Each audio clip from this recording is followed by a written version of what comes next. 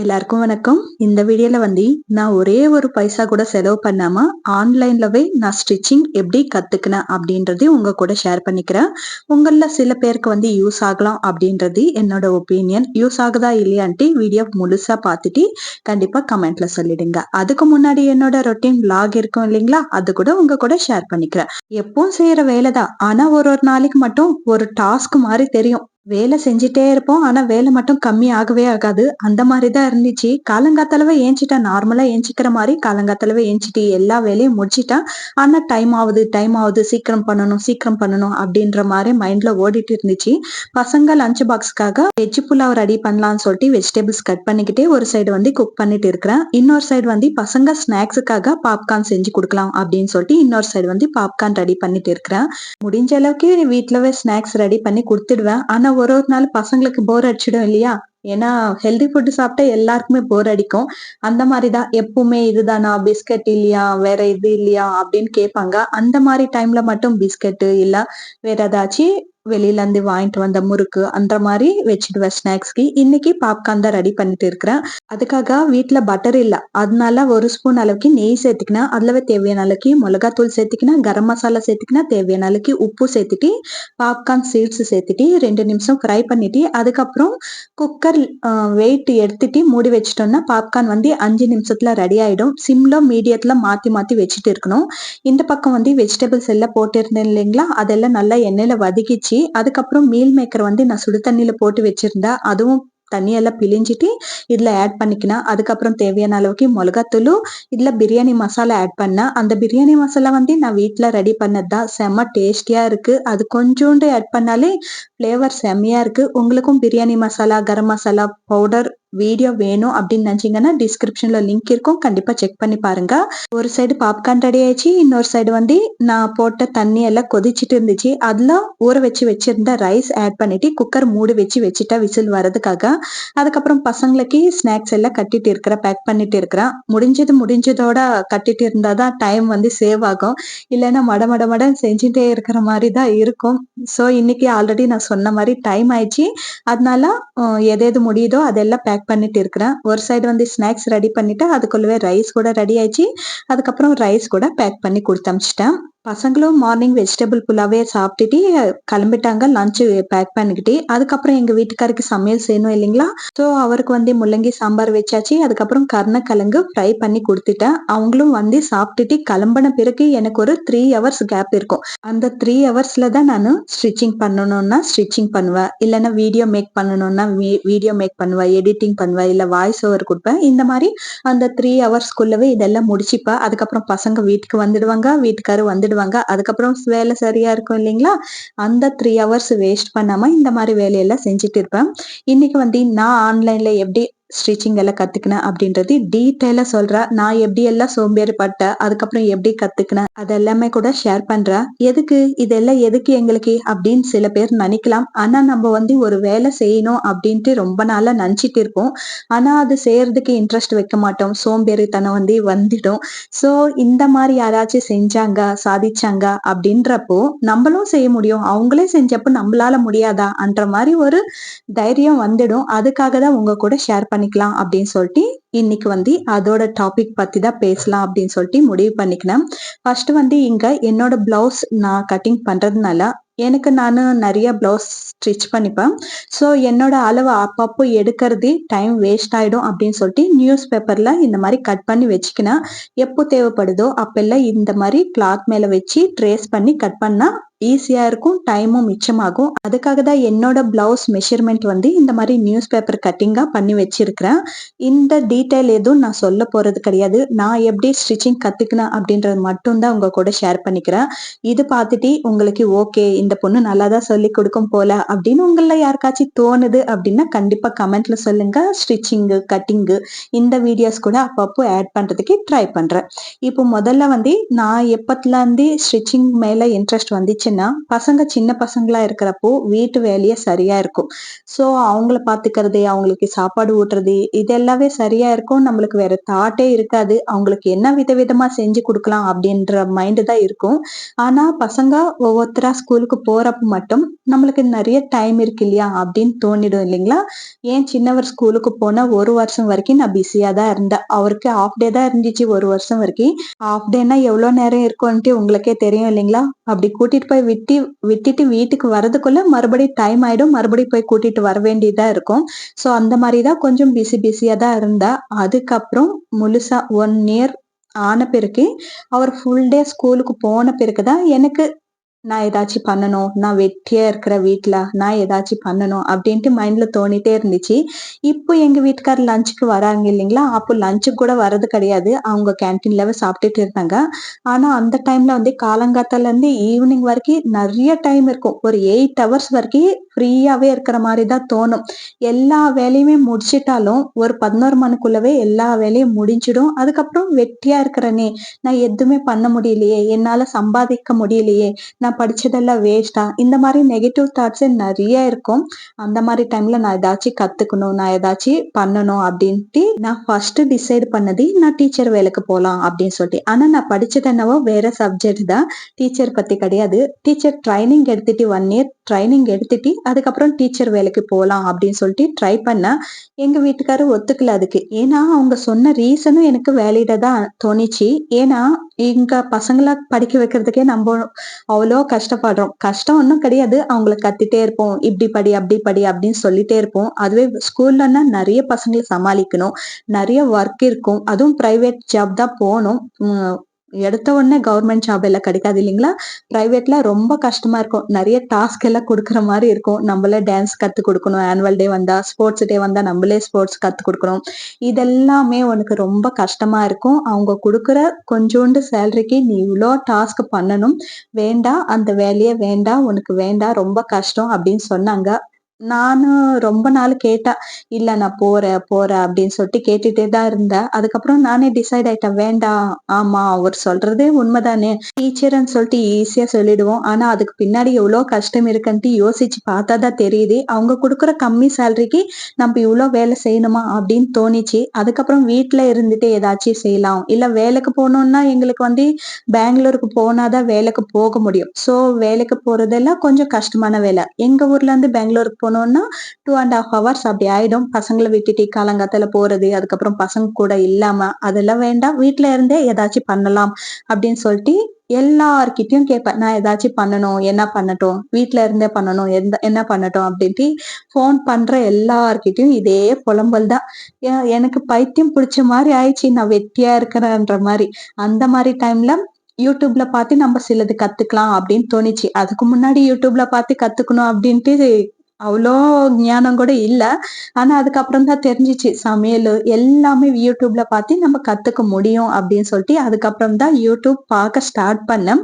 First வந்து நானு embroidering work கத்துக்கினேன். அது மேல இன்ட்ரெஸ்ட் இருந்துச்சு. ஸோ அது வந்து கத்துக்கினேன். என்னோட பிளவுஸ்லவே நான் ட்ரையல் பண்ணிக்கினேன். ஆனா ரொம்ப கழுத்து நோவு அதெல்லாம் வந்துச்சு. சரி கொஞ்ச நாள் பார்த்தேன். யாரும் நம்மளுக்கு கஸ்டமர் கிடைக்கல. சரி வேண்டாம் அப்படின்னு சொல்லிட்டு பக்கத்துல வச்சுட்டேன். அதுக்கப்புறம் த்ரெட் பேங்கிள்ஸ், த்ரெட் இயரிங்ஸ் இதெல்லாம் பண்றதுக்கே ஸ்டார்ட் பண்ணேன். நான் கத்துக்கிறப்போ அது ட்ரெண்டிங்ல வேற இருந்துச்சு. சீரியல் ஆக்டர்ஸ் எல்லாம் கூட அந்த இயரிங்ஸ் அதே த்ரெட் பேங்கிள்ஸ், த்ரெட் இயரிங்ஸ போட்டுட்டு சீரியல்ல பார்த்தேன். ஓ! பரவாயில்ல இது நல்லா போகும் அப்படின்னு சொல்லிட்டு அது மேல இன்ட்ரெஸ்ட் இருந்துச்சு. நெறைய பண்ணேன். எங்க ஏரியாலவே நெறைய சேல் பண்ணேன். அதுக்கப்புறம் வேற இடத்துலவும் நான் சேல் பண்ணேன். ஆனா அதுவே பண்ணிட்டே இருக்க முடியாது இல்லைங்களா? ட்ரெண்டிங்ன்னா கொஞ்ச நாளுக்கு தான் இருக்கும். அதுக்கப்புறம் போயிடும். அது வந்து நெறைய பேரு விரும்பல. த்ரெட்டா வேண்டாம் போயிடும் அப்படின்னு சொல்லிட்டு.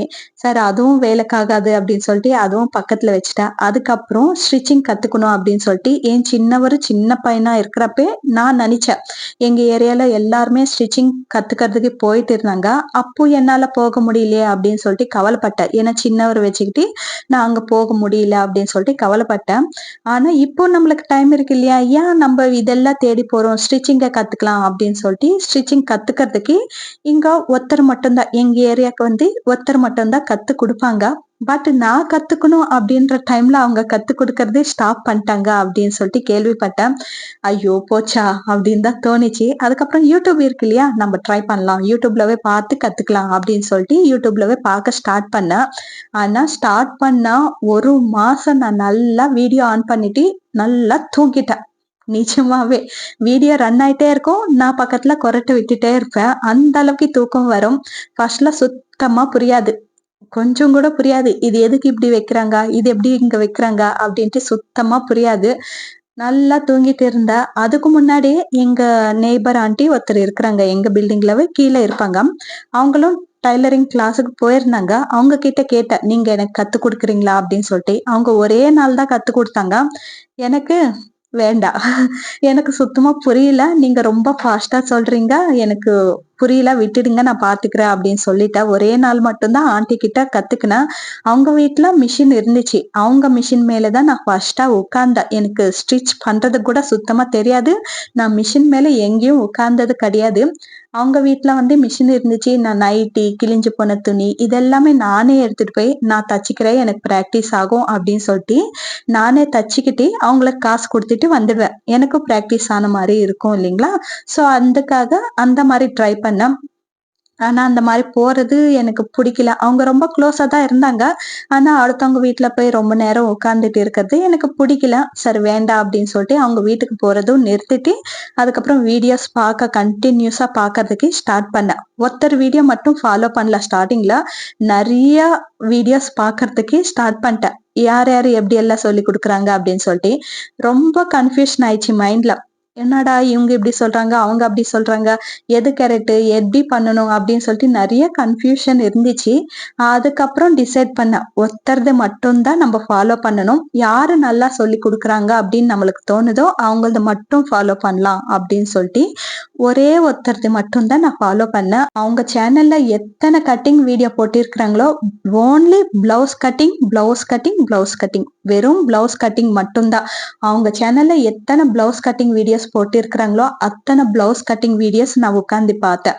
ஓ! அப்போதான் ஒரு ஐடியா வந்துச்சு. ஓ! இந்த பாயிண்ட் இதுக்கு தான் வைக்கணும். ஓ! எங்க வச்சா இப்படி வரும் அப்படின்னு சொல்லிட்டு சின்ன சின்னதா ஐடியா வந்துச்சு.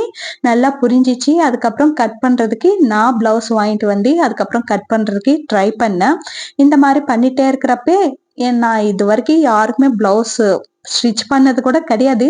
நான் இந்த மாரி வீடியோஸ் பார்த்துட்டு இருக்கிறேன் அப்படின்னு சொல்லிட்டு எங்க வீட்டுக்காரர்கிட்ட கன்வே பண்ணதும், அவங்க வந்து எனக்கு மிஷின் வாங்கி குடுத்துட்டாங்க. ஸ்டிச்சிங் மிஷின் வந்து வாங்கி குடுத்துட்டாங்க. எனக்கே என் மேல நம்பிக்கை இல்ல. இன்னும் நான் கட்டிங் கூட பண்ணல. எப்படி தப்ப? அப்படின்னு எனக்கே ஒரு ஐடியா இல்ல. ஏன் வாங்கி குடுக்குற? அப்படின்னு கூட கேட்டுட்டேன். ஆனா எங்க வீட்டுக்காருக்கு என் மேல ரொம்ப ஜாஸ்தி நம்பிக்கை. அதுக்கு தான் நான் எது செஞ்சாலும் வேண்டாம் அப்படின்னு சொல்லவே மாட்டாரு. நான் ஸ்டார்ட்டிங்ல எம்ப்ராய்டிங் கத்துக்கிறப்போ வேண்டான்னு சொல்லல. ப்ரௌடா ஃபீல் பண்ணாங்க. இதெல்லாம் கத்துக்கிறியா? அப்படின்னு சொல்லிட்டு. அதுக்கப்புறம் த்ரெட் பேங்கிள்ஸும் சரி, வாங்கிக்கோ, கத்துக்கோ அப்படின்னு தான் சொன்னாங்க. அதுக்கப்புறம் இந்த மாரி டைலரிங் பண்றப்போ அவங்க தான் என்கரேஜ் பண்ணாங்க. மிஷினும் வாங்கி குடுத்துட்டாங்க. அவங்க மிஷின் வாங்கி குடுக்கலன்னா, நான் வந்து ஸ்டிச் பண்றதுக்கு கத்துட்டு இருக்க மாட்டேன். அவ்வளோதானே கட்டிங் பண்ணிட்டோம், போதும் அப்படின்னு நிறுத்திட்டு இருப்பேன். அவங்க மிஷின் வாங்கி குடுத்ததுனால தான், நான் அதுக்கப்புறம் அவங்க வாங்கி குடுத்ததுக்காச்சும் நான் ப்ராப்பரா கத்துக்கணும் அப்படின்னு சொல்லிட்டு உட்கார்ந்து வீடியோஸ் பார்த்து கட்டிங் பண்றதுக்கு கத்துக்கினேன். அதுக்கப்புறம் ஸ்டிச் பண்றது, வீடியோ பார்த்துக்கிட்டே ஸ்டிச் பண்ணேன். ஒரு 5, 6 பிளவுஸ் வந்து வீணா போயிட்டு இருக்கும். இல்லன்னு சொல்ல மாட்டேன். 5, 6 பிளவுஸ் வந்து போயிடுச்சு. அது யாருக்குமே பத்தாது. ஒரு மெஷர்மென்ட் மாரி நான் எடுக்கல. ஏதோ அவங்க சொல்றது அப்படியே நான் ஃபாலோ பண்ணி, அவங்க சொன்ன மெஷர்மென்ட் அப்படியே நானு கட் பண்ணி ஸ்டிச் பண்ணிட்டேன். பரவாயில்ல நம்மளுக்கு ஸ்டிச்சிங் கரெக்ட்டா வந்தா போதும் அப்படின்னு தான் தோணிச்சு ஸ்டார்ட்டிங்ல. அதுக்கப்புறம் அம்மாக்கு, அத்தாக்கு தைக்கிறதுக்கு ஸ்டார்ட் பண்ணேன்.